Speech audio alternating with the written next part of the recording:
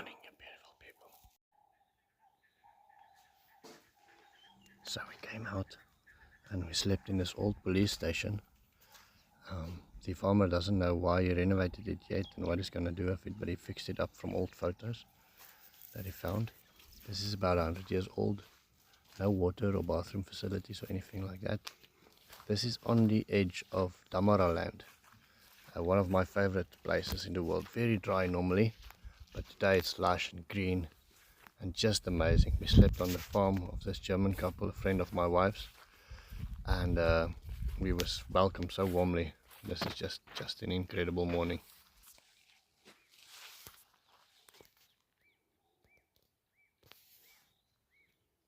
Over here is the old horse stables.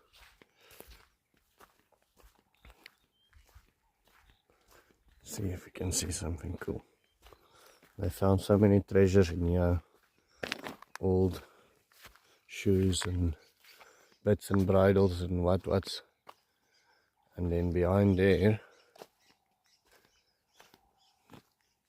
is a prison cell. How cool is that?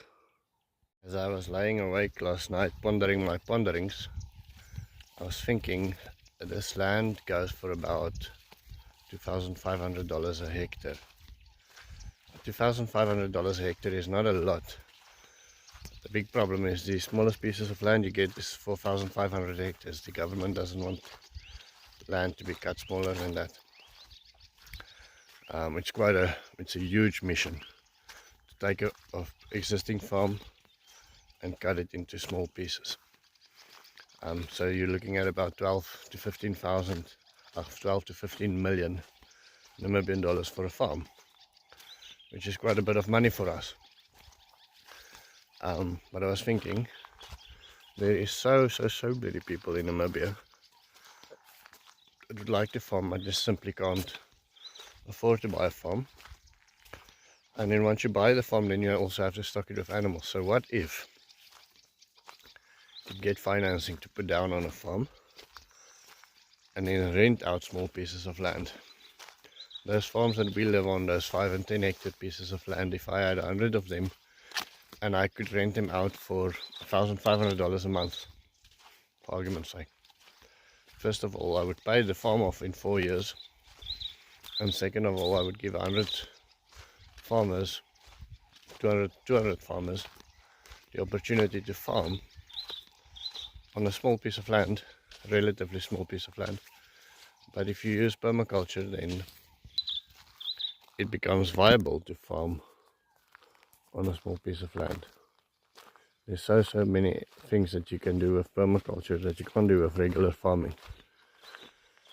You can, as I say, you can farm 200 people on there, pay your farm off in 4 years, and have a constant steady flow of income, and give 200 people the opportunity to experience farming in a real sense. Yes, hiccup I can see with that is water. Water for 200 farms is quite something. Our development gets the water from about 40 kilometers away. Same place where the town gets the water, you know. A farm with very strong water in the area supplies Otjiwarongo and then supplies our development currently as well. So I'm sure there's lots of legal loopholes that I haven't thought of. And things that might be a problem. Squatters, people not paying their rent, people setting up and then stop paying, people building a house and stop paying, and then taking you to court for kicking them off. Many such things. It wasn't raining last night, but this grass is quite wet. I wonder if I can see some drops on there. You can feel it. I'm walking in my plakkies. I don't think this is a great idea. walk into the tall grass with plakkies only. And see all the moisture that was in the area. It rained a little bit yesterday.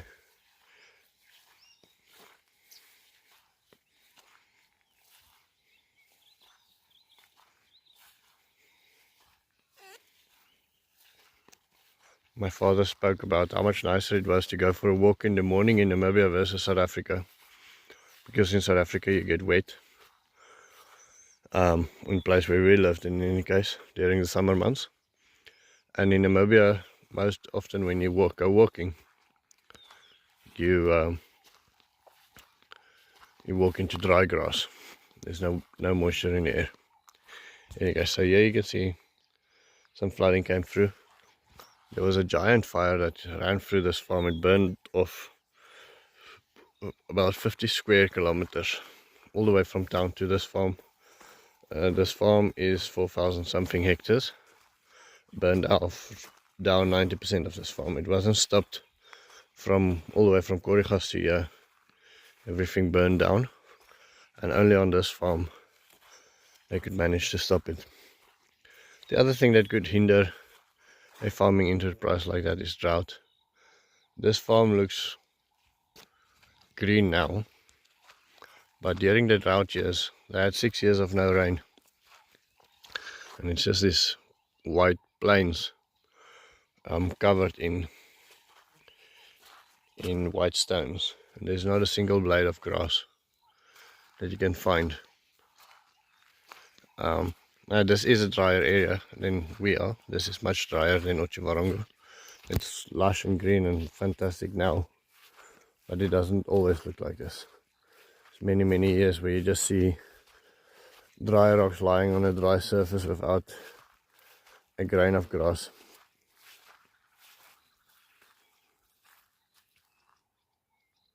So that might be another hiccup. Lose all of your tenants in 1 year. Other thing of tenants versus owners is tenants doesn't necessarily want to put up, or should necessarily put up, logically, as much infrastructure as the owner would. You don't necessarily want to build a house, for instance, if you're just renting, because you're not going to be able to take it down. So that might be another hiccup for tenants. Yeah. So our farm is was basically divided into 10 hectare pieces of land, and then the price went up from $2,500 a hectare to almost $100,000 a hectare. Now granted, they did include the road, they included water, and now all of a sudden you're part of the municipality, so your sewage gets, your refuge gets collected, things like that. But the price jump when the land gets divided into smaller pieces is just crazy. And obviously there's no pieces of land to let. You can't find a piece of land to let there at all. This is the view from the old police station. Just incredible.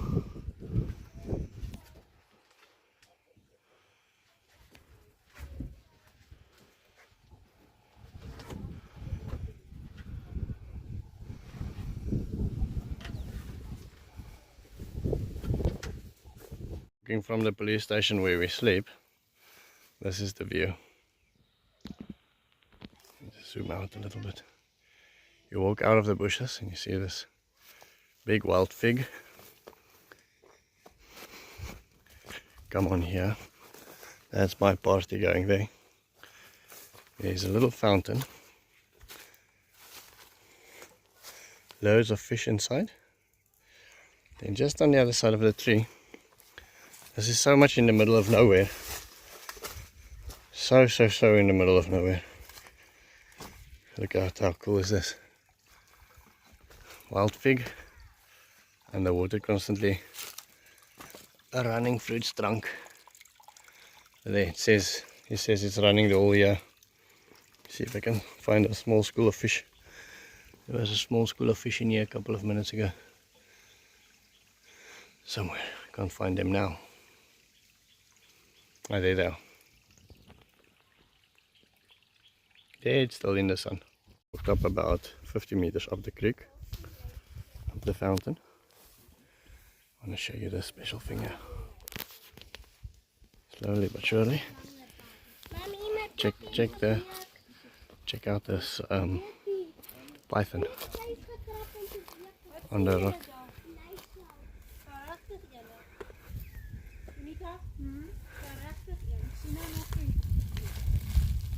Okay, just disappeared. Wolfgang, Subi and Blake Mesa, thank you so much for your coffees. It means the world to me.